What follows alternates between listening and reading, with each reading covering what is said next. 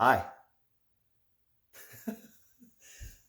So I'm not breaking a promise. If you've seen my recent videos, I'm not breaking a promise right now. And you probably think I might be because there's something in the shot. But I promised you I wouldn't make another video until I figured something out. I got targets. I figured it out. So this Sig Cross, let's just say, shoots like a fully automatic 1-inch barreled BB gun. Like 2 and 3 inch groups sometimes with quality ammo and with my reloads. My reloads are a little tighter than the ammo I've shot through it. But so anyways, I had some Winchester match that I wanted to try to make sure it wasn't my reloads. It wasn't. I'm gonna show you that too. They shoot like crap. So before, like I said, big groups. Like if I was shooting a deer at 100, the deer should be worried. If it was 200, it's like an Iraqi when they pop up over a wall and they're pop, pop, pop, pop. You know, yeah, I'm not worried. I don't go hide. So anyways, the Winchester match ammo, and it may very well be, but match ammo through here, 169 grain. I changed something. I took my muzzle brake off. I'm gonna tell you what I did after that. Garbage.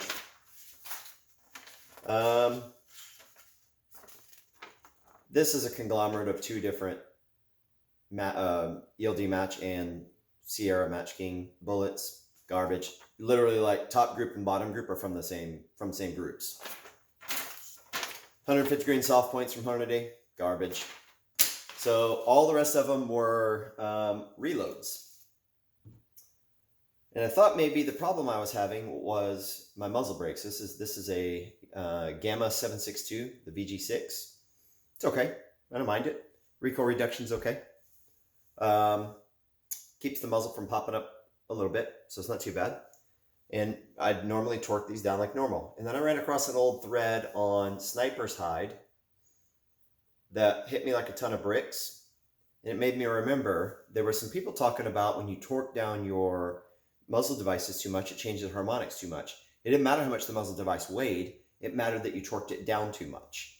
Well, what the heck is too much? So I started researching, and I found an article where it mentioned the Army Marksmanship Unit was using hand tight method with a couple drops of rock set. So I was like, let me try the hand tight method. I even bought a new muzzle brake and put it on that sucker. And didn't try it with this yet. I think I might, or maybe I would rather have this one on there. I like the recoil reduction maybe better with this one.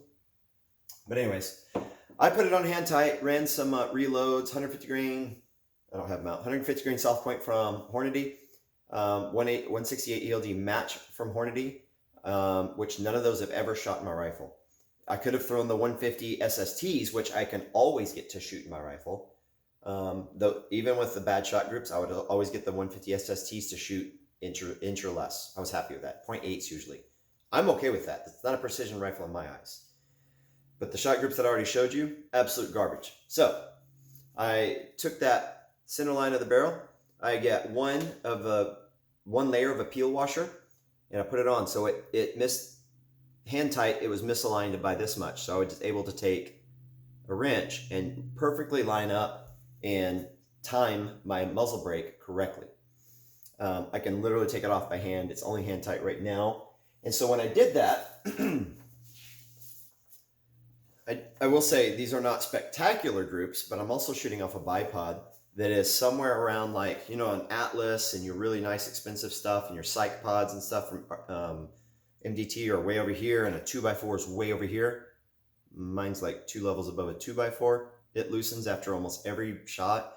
Sometimes I don't tighten it and I just try to reload it more, which, as you know, doesn't do well. And I was still able to get better shot groups than I ever have out of that rifle consistently. Consistency is the key here.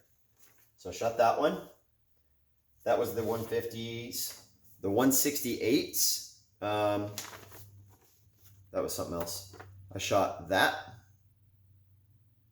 All right.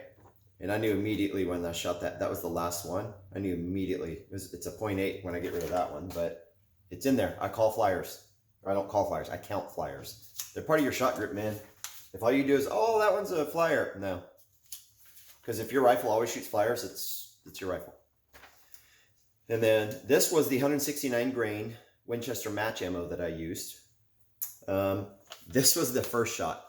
That was my cold bore for the whole day. This was the first group that I actually shot, but that was my cold bore with that muzzle brake on hand tight. And then I shot that right after.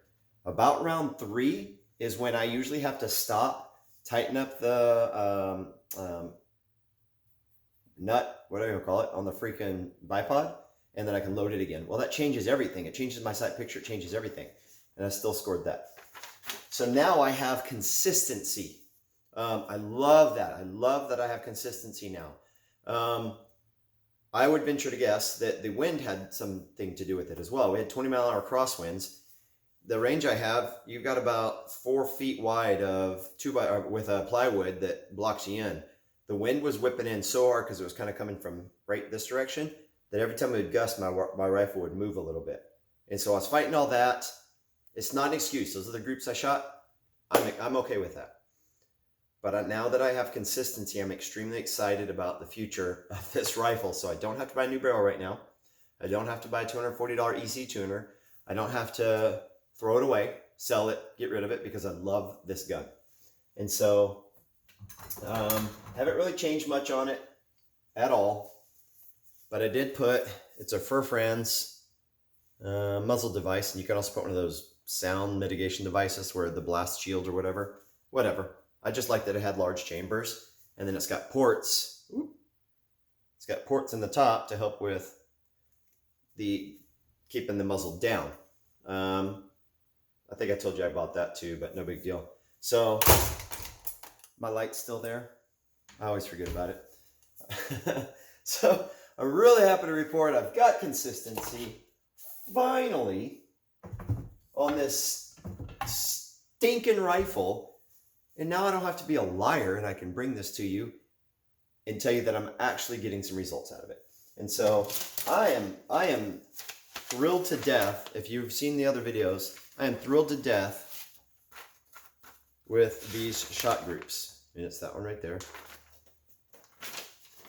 And then the 150s. And so really all I'm doing here,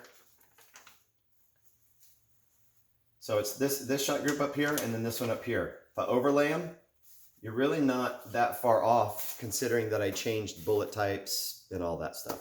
So super happy about that. The other thing that I'm super happy about with this rifle, I griped about my brass for a little bit. I've got a variation of Hornady brass. I've got Lake City LR. I think one other one. No, I sold that one, but I've got a lot of Hornady brass, but they're all different head stamps. They're all different weights, things like that. So I'm shooting a Hornady matched, and this is exactly what the head stamp says. Hornady 308 Win Match. So I pulled all those out and had like 200. That's the largest group I'd had to date. Starline, I freaking love you, man. You know, in this day and age, you order brass, you don't know when you're going to get it or what you're going to get sometimes. I ordered about 2.5 weeks ago, and the hour or two after I ordered it, it went red. No back orders allowed. And I was like, oh, okay. And then I didn't get charged. I didn't know what the heck happened. And then I got a ship notification yesterday. It's so pretty. It is so pretty. Look at this. 500, brand new, 308, large rifle primer. So not the match. The only difference between this and their match is the size of the primer. Large rifle primer, 308 brass. And it's glorious. So, now I just got to find some more powder, and I got to find some more bullets. Going to work up some new reloads with these, but I'm going to start right where my Hornady brass was, and I'm going to check the case volume and all that, make sure I'm safe to go on that. But I'm shooting about 1 grain to 1.25 grains below max. Shouldn't be an issue. And I think I'm going to get the same results because I'm going to rock set that muzzle device on there. I may go shoot it with a different one, but I kind of like that one. It's all right. So that's my updates for now.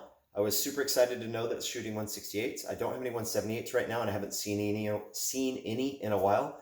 but Hornady is cranking out 168 ELD match like there's no tomorrow. I'm just going to start buying that. And I just got the biggest thumbs up for ammo procurement and reloading component procurement I've ever received from the spouse. We were out here a while ago. This came in and she's like, you know, with the way things are going, I'd really rather you buy some more ammo and some reloaded components.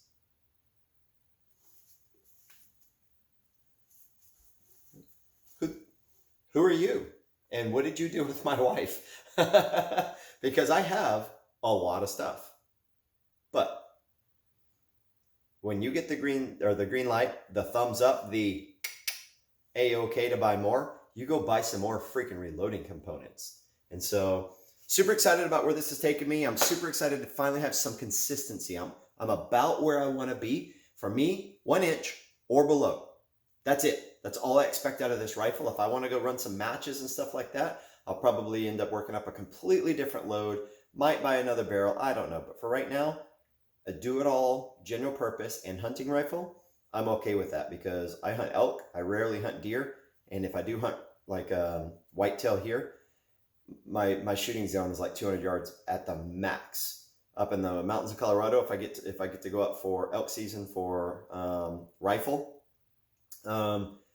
the longest shot I could probably have in my favorite area is about 300 or 400 yards. And even if it's a 2MO8, that I've got about an 8-inch spread on, and a kill zone on an elk is really a lot bigger. It's almost the cavity of a deer. It's a lot bigger. But anyways, that's debatable, I guess. But with that, I wanted to give you an update. I finally get to do something with my cross. I'm so stinking happy. And so I'm going to quit talking, and I'm going to push this button right over here that stops the recording. Stay tactical.